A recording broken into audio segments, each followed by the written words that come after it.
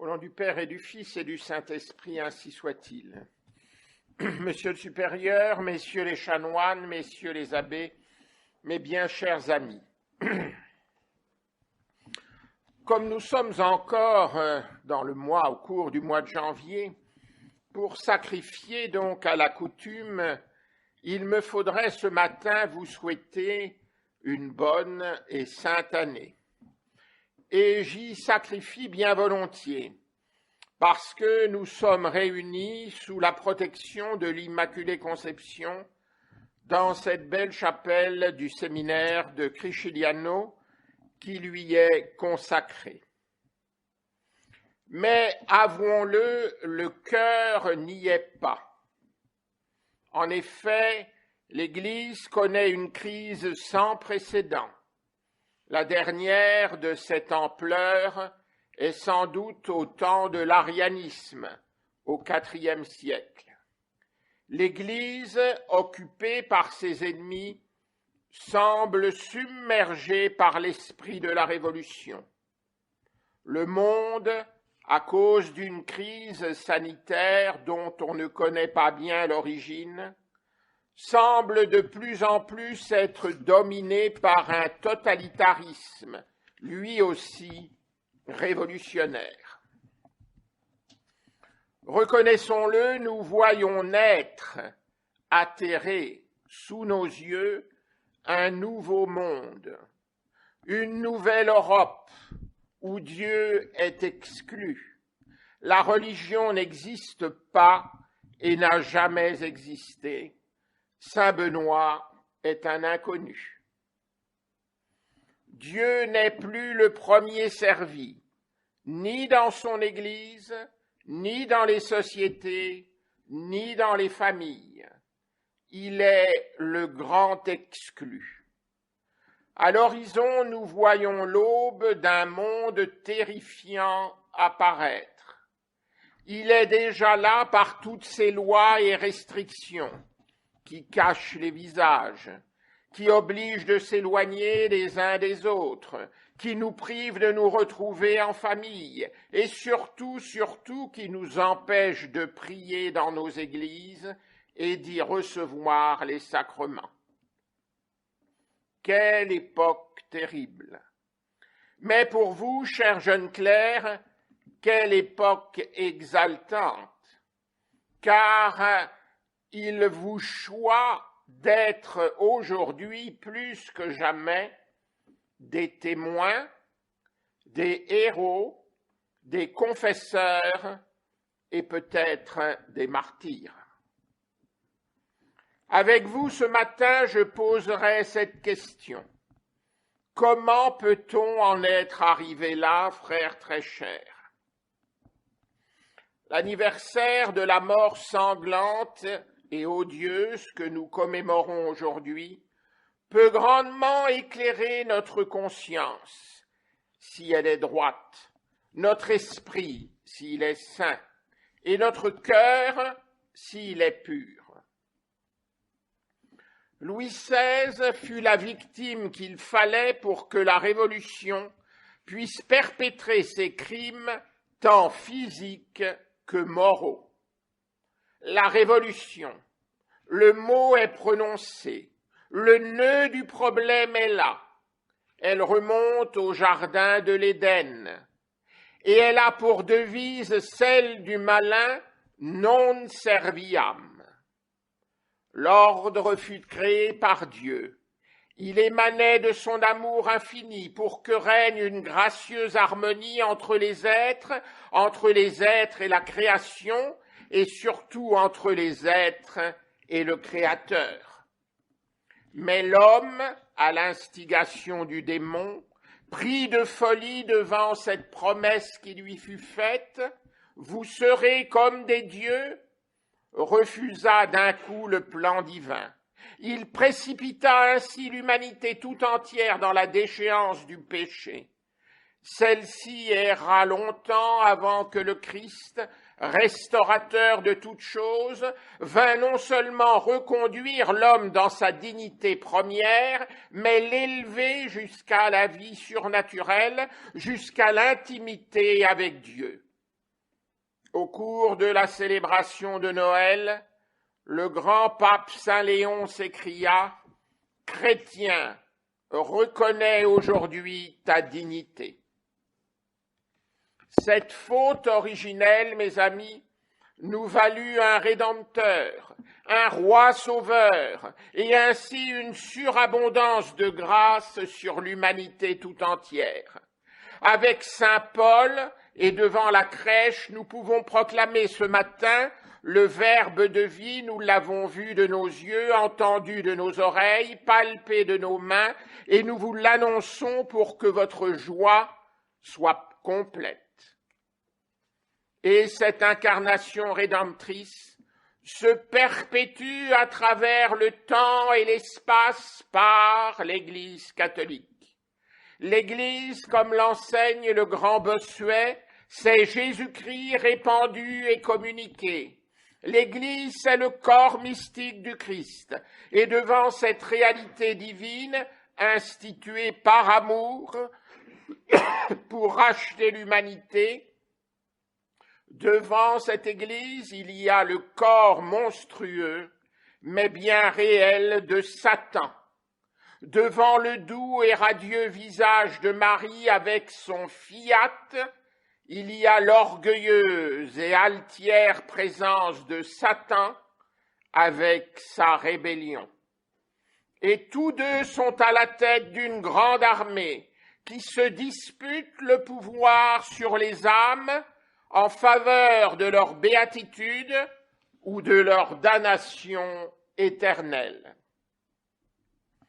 Notre bon roi Louis XVI, héritier de l'illustre famille capétienne qui compte plus de 20 saints couronnés, canonisés, se trouva être à la charnière d'une époque où les forces des ténèbres renversèrent l'ordre temporel allié à l'Église du Christ. Il fut la victime de cette grande tourmente révolutionnaire, et après sa mort, rien ne fut jamais semblable sur la terre des hommes.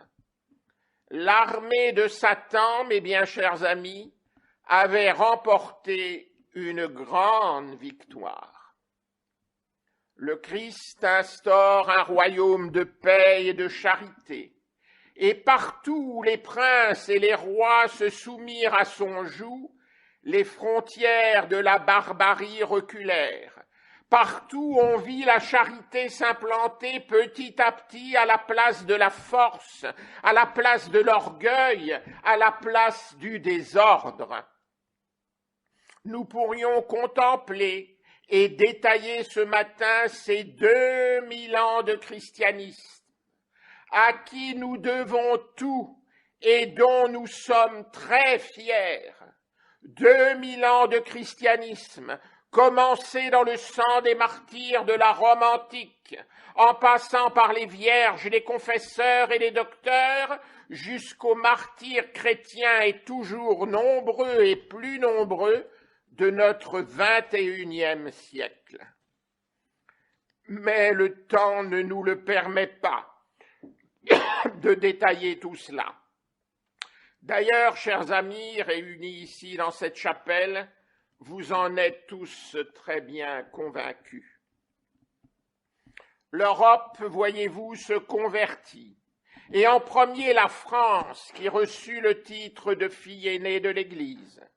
Cette noble nation soutint l'Église, sa mère, l'aima, la défendit et sut couvrir tout son territoire, de sanctuaires, d'abbayes, de cathédrales, pour chanter la gloire de Dieu, et puis d'hôpitaux et d'écoles pour soulager le Christ souffrant dans les mortels les plus délaissés.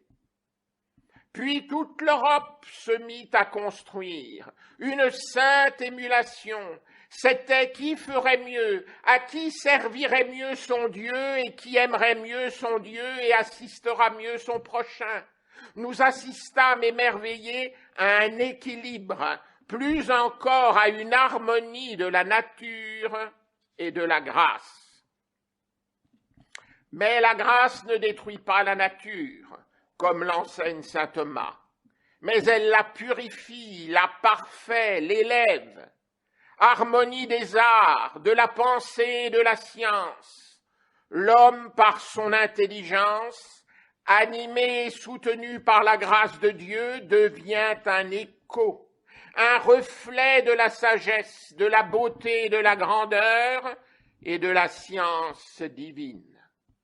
Harmonie de l'Église militante et de l'Église triomphante.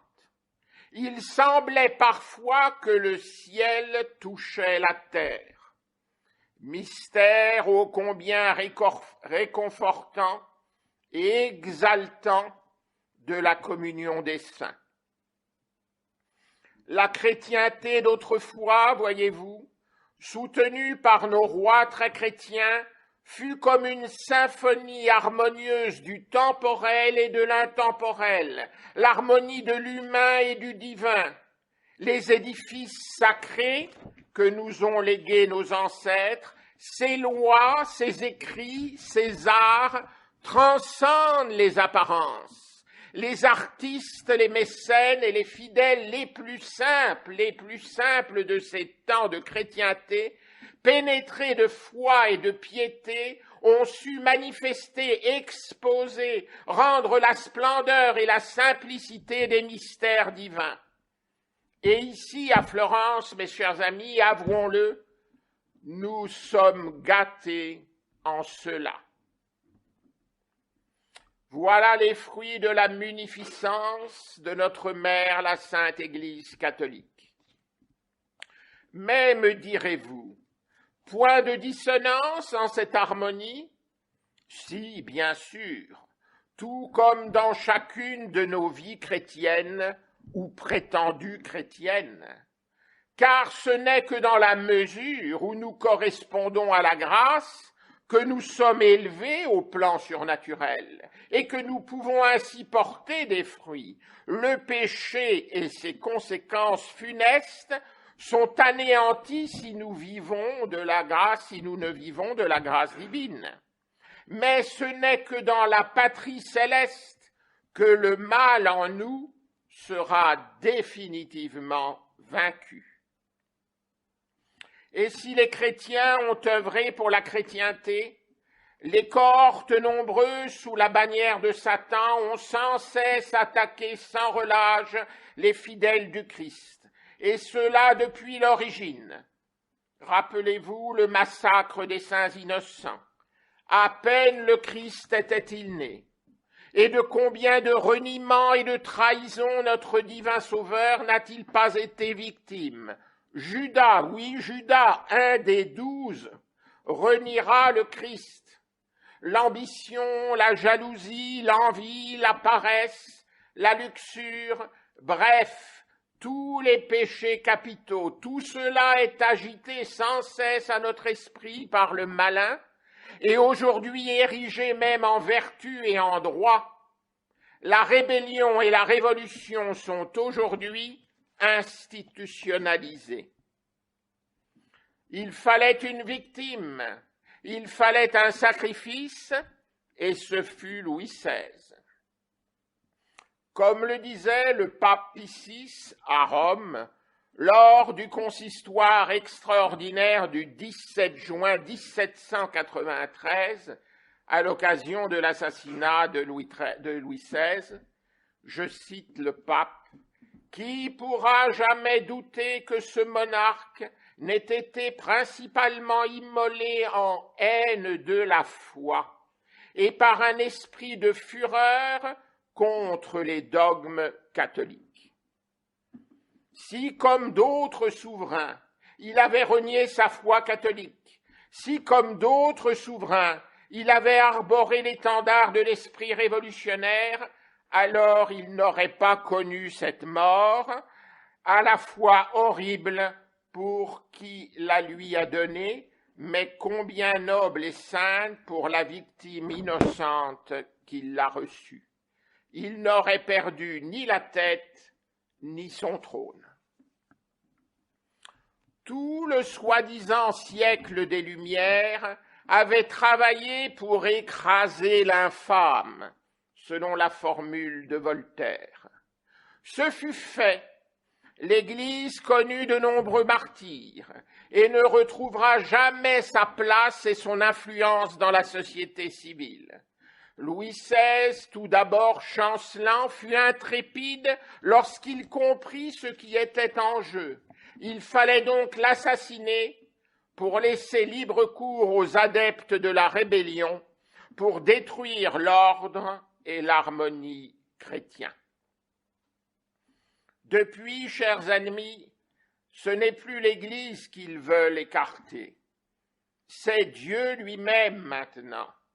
C'est Dieu lui-même qu'ils ont tué. Dieu est mort, dit-on.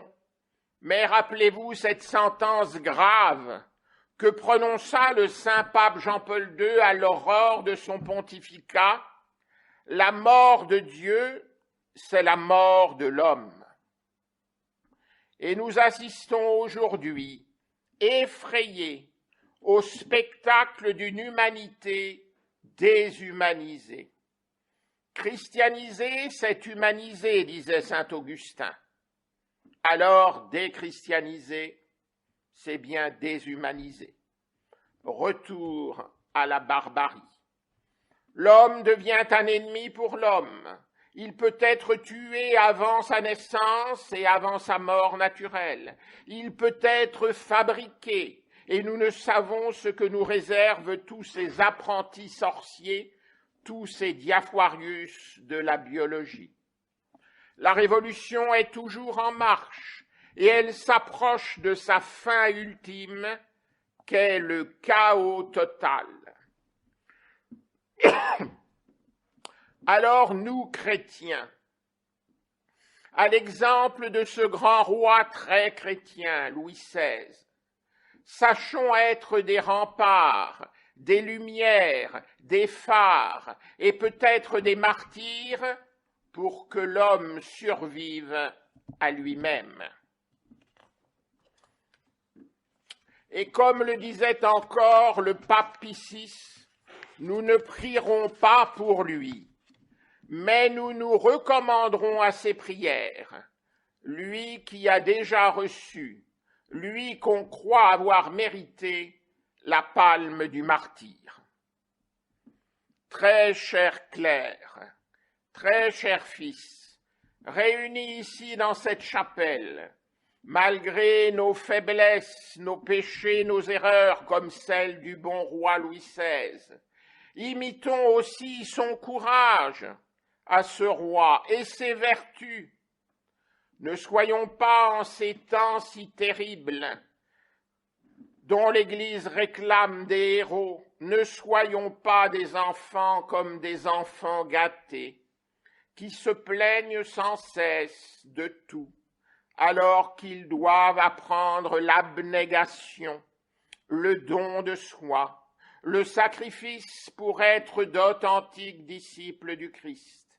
Le monde d'aujourd'hui et de demain n'aura pas besoin de tièdes, de mollassons, de délicates personnes qui se plaignent sans cesse, de capricieux, de pénibles, d'égoïstes, mais aura besoin d'authentiques saints. C'est à ce prix, mes chers amis, qu'avec la Sainte Église de Dieu, nous renverserons le pouvoir de la Révolution. C'est avec l'humilité et non l'orgueil, c'est avec la piété et non l'impiété, c'est avec la pureté et non la luxure, c'est avec la bonté et non la méchanceté, c'est avec la générosité et non l'égoïsme, c'est avec ces belles vertus chrétiennes que nous ferons reculer l'influence du diable et de ses cohortes sur notre pauvre monde défiguré, accablé, agonisant. Alors, en ces temps troublés, devant tant d'incertitudes pour l'avenir, devant la montée grandissante de la Révolution, demandons à Saint Joseph, en cette année qui lui est dédiée, de protéger particulièrement la Sainte Église. Et puis tournons-nous vers celle qui nous a donné l'unique sauveur de l'humanité, l'unique roi des rois, celui en qui nous avons toute espérance, le Christ Jésus notre Seigneur, proche de nous dans le saint sacrifice de la messe, proche de nous dans nos saints tabernacles. Je vous invite donc, chers amis, à tourner vos regards, à tourner vos cœurs, à tourner vos supplications, afin qu'il ne soit pas trop tard, vers Marie Immaculée. Qu'elle vous protège, qu'elle nous protège, qu'elle nous bénisse, qu'elle nous fortifie, afin que sur terre comme au ciel retentisse à jamais Christus vincit, Christus regnat, Christus imperat. Ainsi soit-il. Au nom du Père et du Fils et du Saint-Esprit, ainsi soit-il.